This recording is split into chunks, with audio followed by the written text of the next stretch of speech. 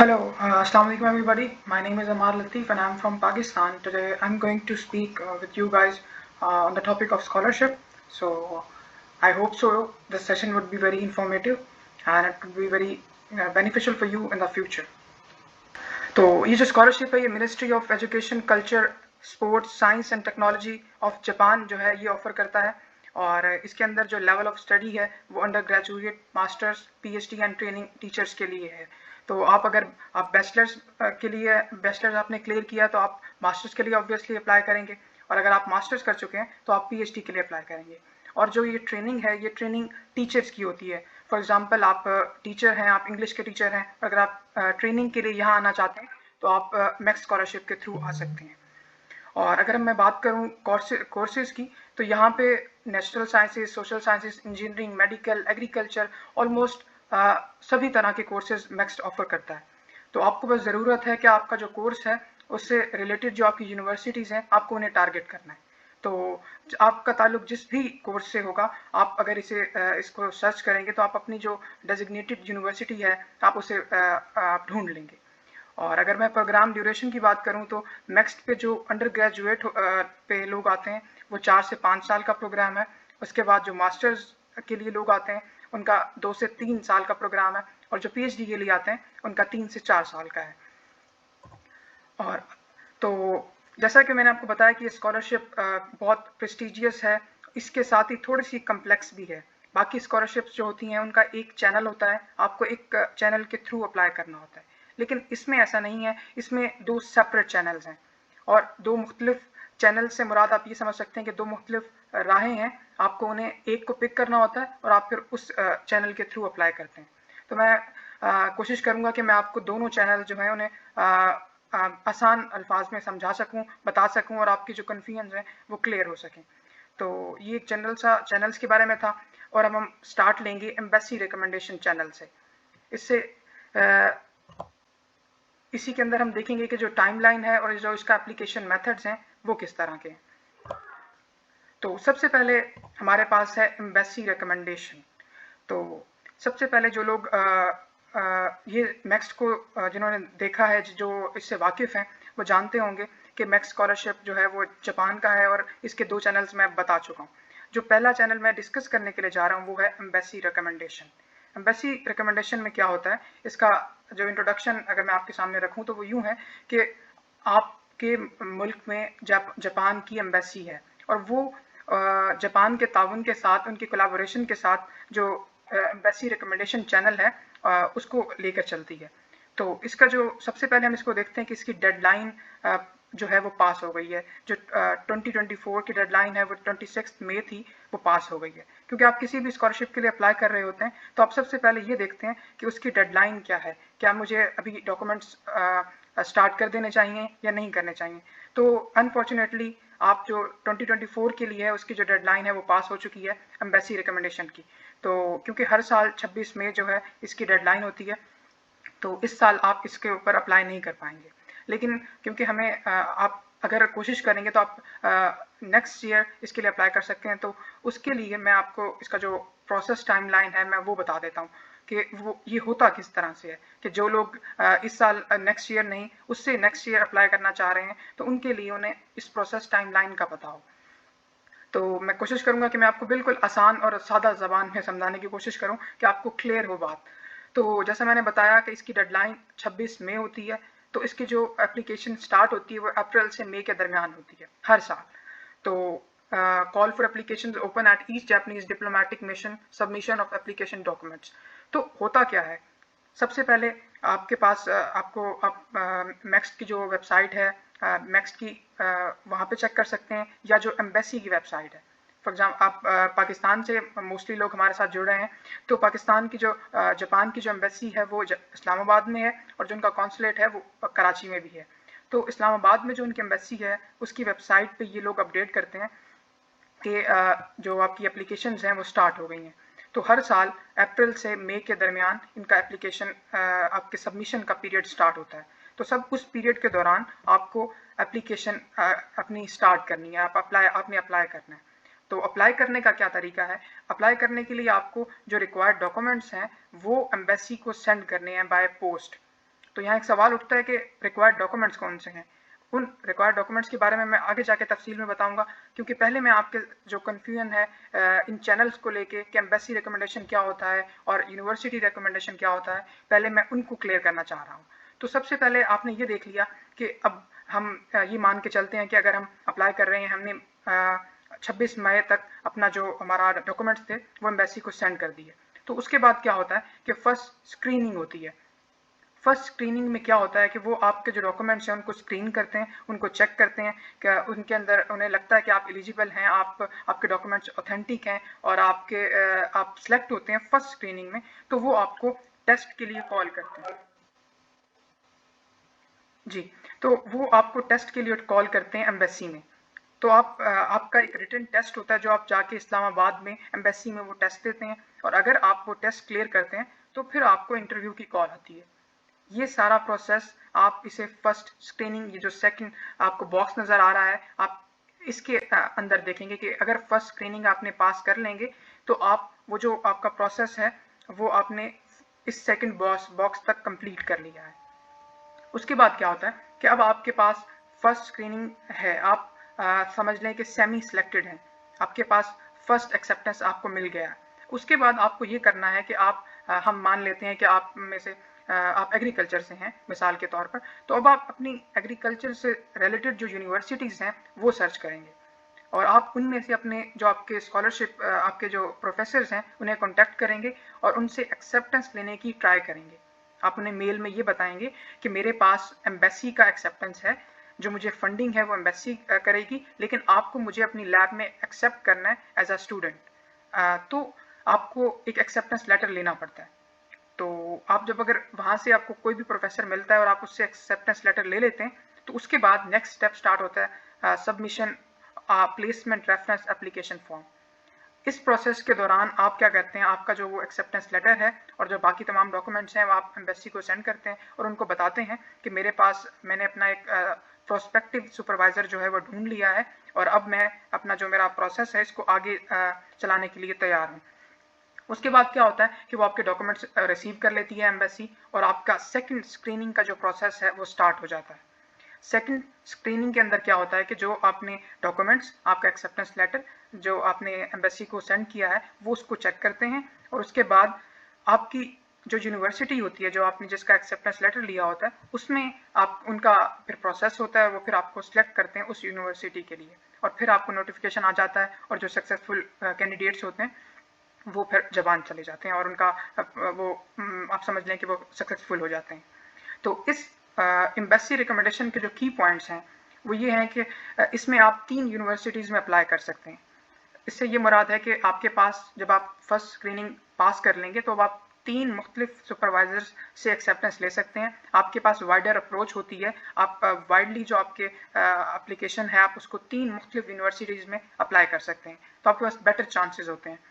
और दूसरे नंबर पे सेंट्रलाइज सिलेक्शन प्रोसेस है ये, इसमें जो सारा काम है वो आपका जो आपकी एम्बेसी है वो आपके साथ करती है, आपको सपोर्ट करती है और आपके जो मामलात हैं आपको प्रॉपर गाइड करती है, और आपके मुल्क में होती है तो उनसे कोलैबोरेट करना, उनसे बातचीत करना आसान होता है, तो ये काफ़ी सपोर्टिव वे में काम आगे चलता है।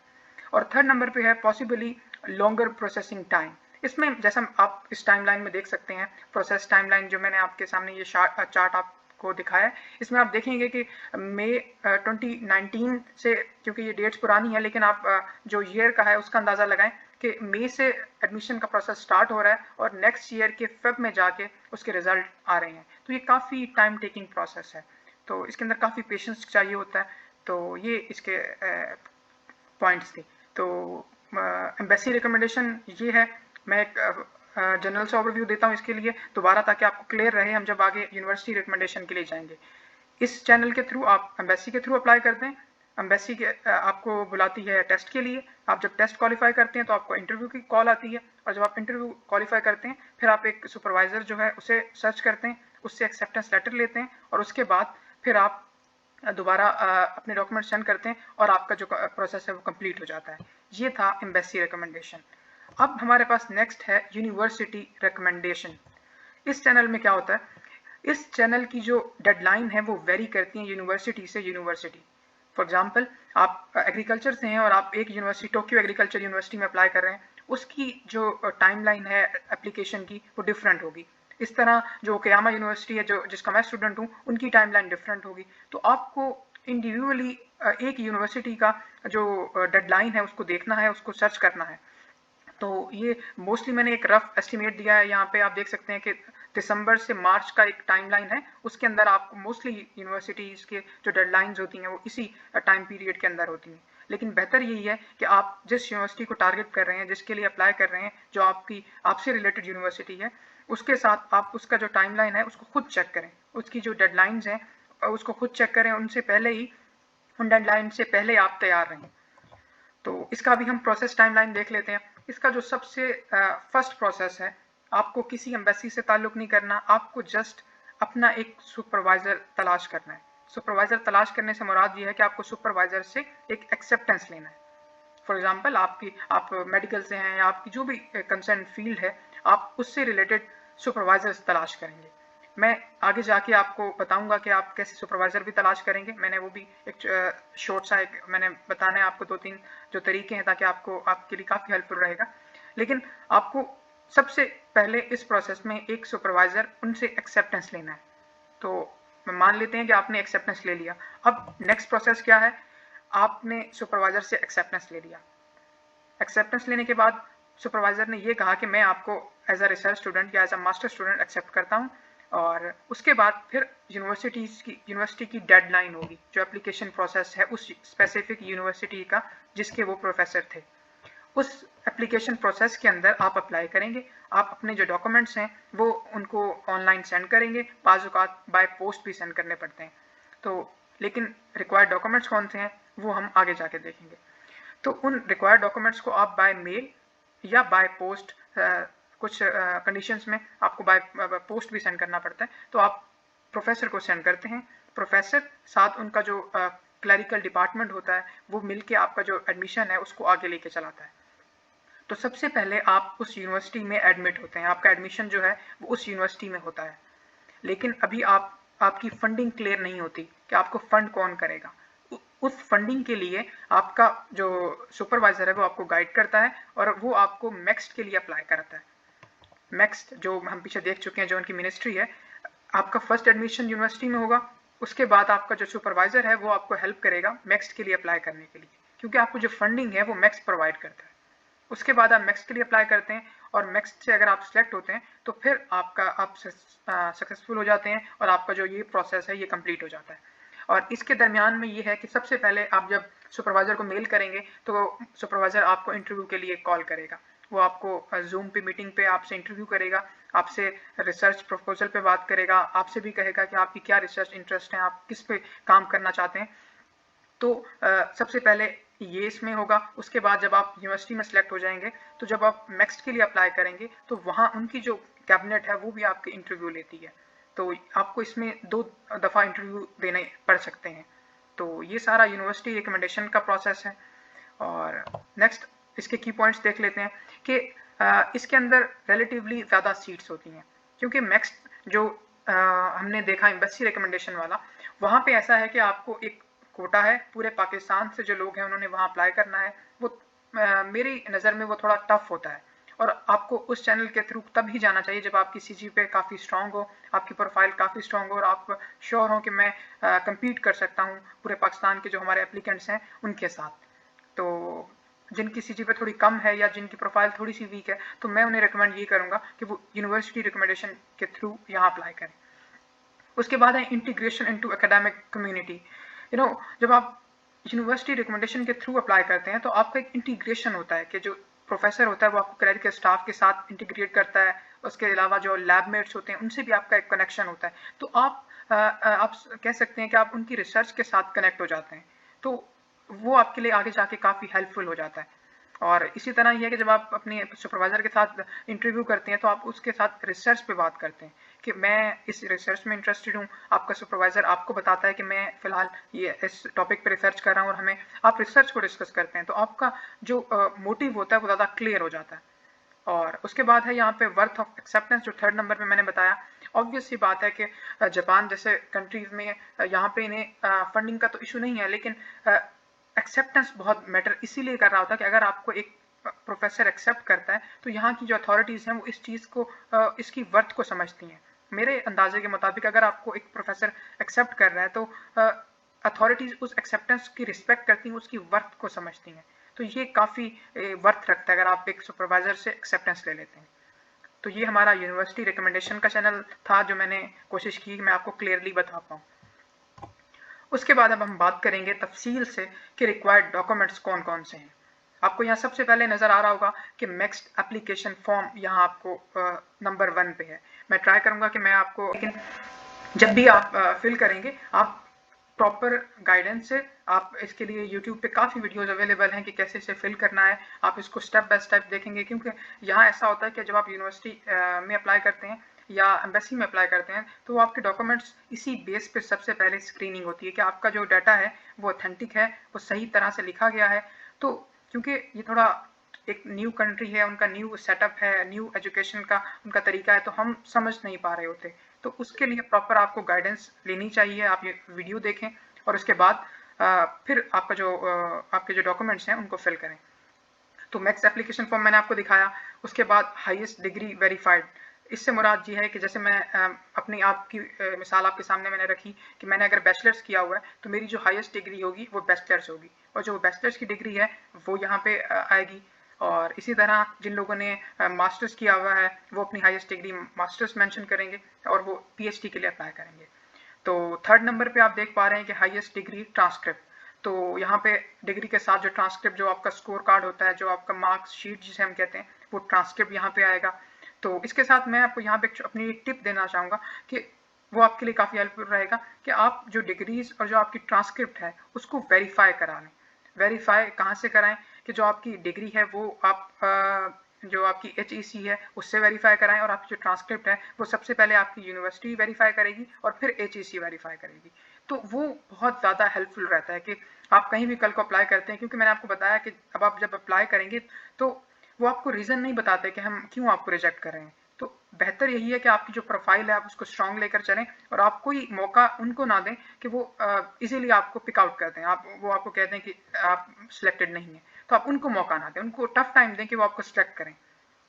तो आप इनको, आपकी जो डिग्रीज हैं उनको वेरीफाई कराएं। उसके बाद फिर चौथे नंबर पे आप देख पा रहे हैं कि पासपोर्ट है, और पांचवें नंबर पे आप रिकमेंडेशन लेटर है। अब रिकमेंडेशन लेटर, अगर जो जिन लोगों को नहीं पता, रिकमेंडेशन लेटर इस तरह होता है कि उसमें आपको अपने सुपरवाइजर से एक लेटर बनवाना होता है जिसके अंदर आप ये बताते हैं कि बेसिकली वो रिकमेंडेशन आपका सुपरवाइजर आपको दे रहा होता है, वो आपको रिकमेंड कर रहा होता है, वो आपको रिकमेंड कर रहा होता है।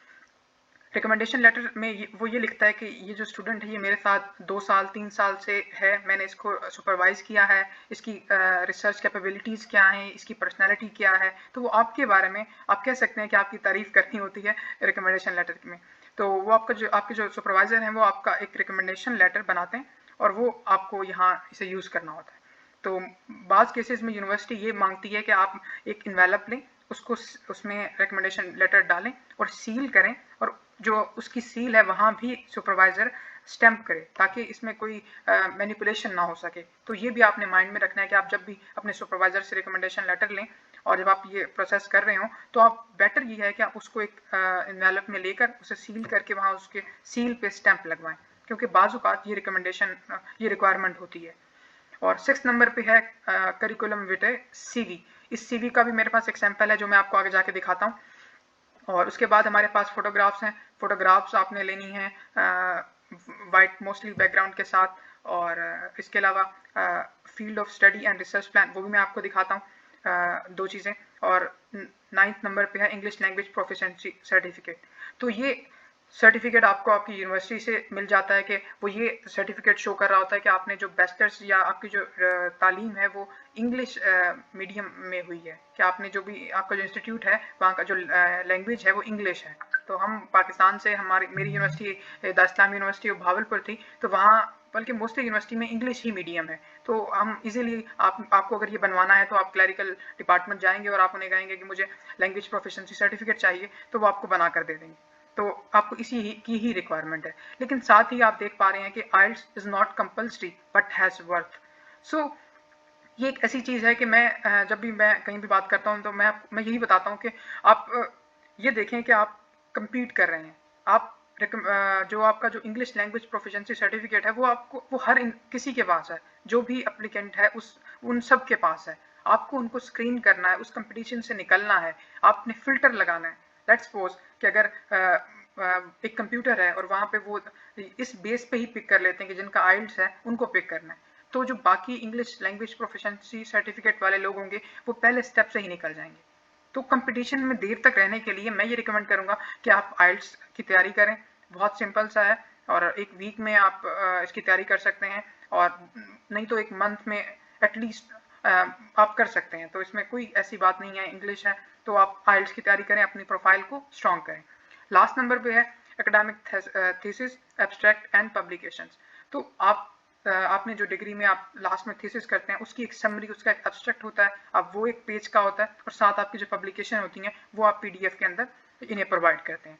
आपको मोटिवेशन मिलेगी कि आपको ये स्कॉलरशिप के लिए क्यों अप्लाई करना चाहिए, और आप मोटिवेटेड रहेंगे। उसमें सबसे पहली जो चीज़ है वो है मंथली स्टाइपेंड, कि अगर आप इस स्कॉलरशिप पे सिलेक्ट हो जाते हैं तो आपको तकरीबन $1000 मंथली स्टाइपेंड मिलता है। रुके रुके, आप सब लोग कैलकुलेटर पे अभी कैलकुलेट करने लगे होंगे, आप बाद में कीजिएगा। अभी आप इसे देखें कि एक $1000 जो है वो आपको मिलेंगे। और उसके बाद हम बात करते हैं ट्यूशन फी की। Tuition fee and entrance examination फी वो भी मैक्स पे करेगा, तो आपको किसी किस्म की टेंशन लेने की ज़रूरत नहीं है। आपकी कोई फ़ी यहाँ पे ऐसी नहीं है जो आपको खुद पे करनी पड़े। उसके बाद है ट्रैवल एक्सपेंसेस।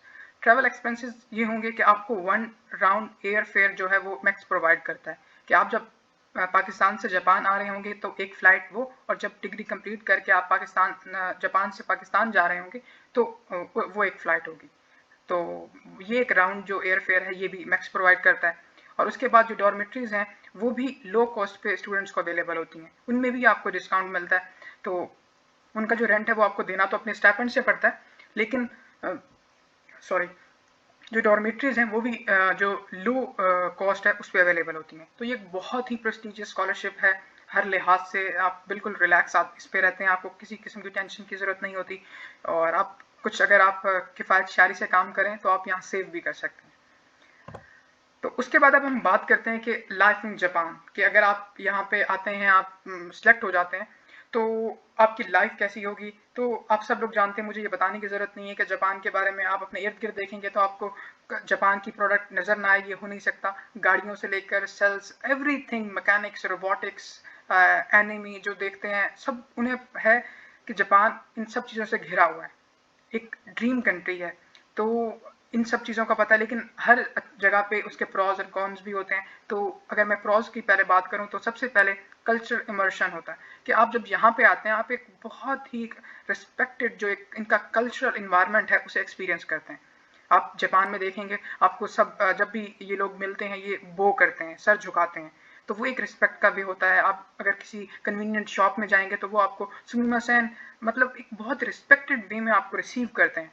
तो ये एक बहुत ही खूबसूरत रिस्पेक्टेड कल्चर का एक्सपीरियंस होता है। और इनकी हिस्ट्री आप ये जानते हैं कि कैसे इन पे एटॉमिक बॉम्ब गिरे थे, ये तबाह हो गया था ये, लेकिन इन्होंने उन एशेज से कैसे दोबारा अपने आप को खड़ा किया है, अपने आप को दुनिया के जो एक कामयाब ममालिक हैं उनमें बनाया है। तो ये एक जो इनका कल्चर है ये हमें बहुत कुछ सिखाता है। उसके बाद नेटवर्किंग अपॉर्चुनिटीज़, ऑब्वियसली पूरी दुनिया से लोग जापान में आते हैं, Australia, Nigeria, Argentina, UK, US, हर जगह से आप जहाँ कहीं से भी देखेंगे, हम खुद यहाँ पे स्टूडेंट्स को देखते हैं, मिलते हैं, उनके साथ हमारा नेटवर्क बनता है, आप उनके साथ फ्रेंडशिप करते हैं, आप उनसे रिसर्च कोलैबोरेशंस करते हैं। तो ये जो आपका एक नेटवर्किंग अपॉर्चुनिटीज आपको मिलती हैं वो आपको यहाँ जापान में मिलेंगी। उसके बाद रिसर्च एंड इनोवेशन, जैसे मैं बता चुका हूँ कि यहाँ आपको पता है ये रोबोटिक्स पे काम कर रहे हैं, ह्यूमनॉइड रोबोटिक्स आ रहे हैं। आपको यहाँ पे कई आप देखते होंगे एयरपोर्ट्स, वीडियोस में देखते होंगे कि एयरपोर्ट्स पे रोबोट्स हैं वो डील कर रहे होते हैं। इवन के जो फूड है वो भी रोबोट से सर्व हो रही है, और डॉल्स पे काम हो रहा है, ह्यूमन रोबोट जो है उसके ऊपर काम हो रहा है, मैकेनिक्स पे काम हो रहा है। आपको जो यहाँ फैक्ट्रीज हैं उनमें काफ़ी हद तक रोबोट्स जो हैं उन्होंने वो काम करना स्टार्ट कर दिया है, और बहुत ज़्यादा यहाँ पे टेक्नोलॉजी आप सबको पता है। उसके बाद विब्रेंट लैंडस्केप। जापान आपको मैं बताऊं 70% माउंटेन से घिरा हुआ है, तो इतनी ज़्यादा खूबसूरती यहाँ पे, इतने आइलैंड्स हैं यहाँ पे, पहाड़, जो नेचुरल खूबसूरती है आप वो एक्सपीरियंस करते हैं। और आप देख रहे होंगे मेरी भी नीचे पिक्चर्स में कि मैंने यहाँ पे अभी कुछ ही दिन पहले एक आइलैंड उन्हें भी एक्सप्लोर किया। तो यहाँ पे काफ़ी आइलैंड्स हैं, आपको वो जो एक खूबसूरत लाइफ को एंजॉय करने का मौका है वो भी यहाँ पे मिलता है। और इसके बाद हम बात करें कॉन्स की, तो सबसे जो मेजर कॉन, जो सबसे बड़ा है वो यहाँ का लैंग्वेज बैरियर है। कि क्या होता है कि यहाँ पे लैंग्वेज का सबसे बड़ा मसला है। इनकी जो इंग्लिश है वो मोस्टली जो आम लोग हैं उनको इंग्लिश नहीं आती, वो सिर्फ जापानीज बोलते हैं, तो आपके लिए थोड़ा लैंग्वेज बैरियर होता है उनसे कम्युनिकेट करते हुए। तो आपको यहाँ आके अपनी लैंग्वेज जो जापानीज है वो सीखनी पड़ती है यहाँ पे सर्वाइवल के लिए। तो ये एक इसका लैंग्वेज बैरियर होगा। उसके बाद कॉस्ट ऑफ लिविंग, क्योंकि यहाँ पे काफ़ी एक्सपेंसिव है जापान। आप यहाँ पे जैसे भी देखेंगे एक लेयर लाइफ तो है, लेकिन यहाँ पे जो कॉस्ट ऑफ लिविंग है वो बहुत ज़्यादा हाई है, काफ़ी एक्सपेंसिव चीज़ें हैं। आप जो यहाँ पे हेल्थ है वो भी काफ़ी एक्सपेंसिव है, तो यहाँ पे आप कह सकते हैं कि थोड़ा कॉस्ट ऑफ लिविंग हाई है। उसके बाद इंटेंस एकेडमिक एनवायरनमेंट, कि यहाँ आप सब देखते हैं कि ये लोग काम से बहुत ज़्यादा फोकस्ड हैं, बहुत ज़्यादा कमिटेड हैं। तो ये एज़ कम्पेयर टू हम पाकिस्तान, ये लोग ज़्यादा काम करते हैं। इनका जो एक ऑफिस कल्चर है वो काफ़ी ज़्यादा वर्कहोलिक है। तो ये थोड़ा सा है जो आप अगर नए आएंगे तो आपको लैब में जब कुछ ज़्यादा घंटे रहना पड़ेगा तो आपके लिए हो सकता है मुश्किल हो, लेकिन आप मेंटली प्रिपेयर होकर आएँ। उसके बाद जो है वो फूड की बात है। जो फूड है, क्योंकि आप नॉन इस्लामिक कंट्री है, यहाँ आपको हलाल रेस्टोरेंट हैं कुछ जगह पे, मतलब कई जगह पे हैं पाकिस्तानी इंडियंस और हलाल फूड, लेकिन आपको मुश्किल होगी जब आप सिटीज़ में जाएंगे, क्योंकि नॉन इस्लामिक कंट्री में ऑब्वियसली दुनिया भर में आप कहीं भी जाएंगे तो मुश्किल होती है। उसी तरह यहाँ भी जो फूड का है, और इसके अलावा जो मसाजिद हैं जो इस्लामिक हमें पॉइंट ऑफ व्यू से देखना है, तो वहाँ भी थोड़ी बहुत कहीं ना कहीं मुश्किलात आती हैं। तो ये प्रॉन्स एंड कॉन्स मैंने डिस्कस किए, प्रॉज एंड कॉन्स। तो ये लाइफ इन जापान है। और नेक्स्ट सबसे ज़रूरी चीज़ ये है कि आपको मोटिवेटेड रहना है, आपको कभी अंडर एस्टिमेट नहीं करना अपने आप को। आप जब कोशिश कर रहे हैं किसी भी चीज़ के लिए, आप ये ना सोचें कि जो आपके रिलेटिव्स हैं या जो आपके कंपिटिटर्स हैं वो क्या कहेंगे, आपके जो फ्रेंड्स हैं कि आप क्योंकि ये जो स्कॉलरशिप है आपको ये समझना है कि ये एक ऐसा प्रोसेस है कि आप पूरी दुनिया के जो एप्लीकेंट्स हैं उनसे कम्पीट कर रहे हैं, तो ये उस हिसाब से टफ भी है। तो उसके लिए आपको लगे रहना है, आपको कभी गिव अप नहीं करना, आपको अपना जो बेस्ट है वो देना है और अल्लाह पाक पे तवक्कल करना है। अल्लाह पाक आपको ऐसी ऐसी जगहों से वहाँ से उठाएंगे कि आपने सोचा भी नहीं है। आपको बस अल्लाह पे तवक्कल करना है, अपनी मेहनत करनी है और लगे रहना है। तो ये सब मेरा था सबके साथ अब तक का डिस्कशन, और मैंने कोशिश की कि मैं आपको तमाम चीज़ें आसान लफ्ज़ों में बता सकूं। तो अगर आपके कोई भी सवाल हैं तो माइक इज़ योर, आप सब पूछ सकते हैं। Thank you so much.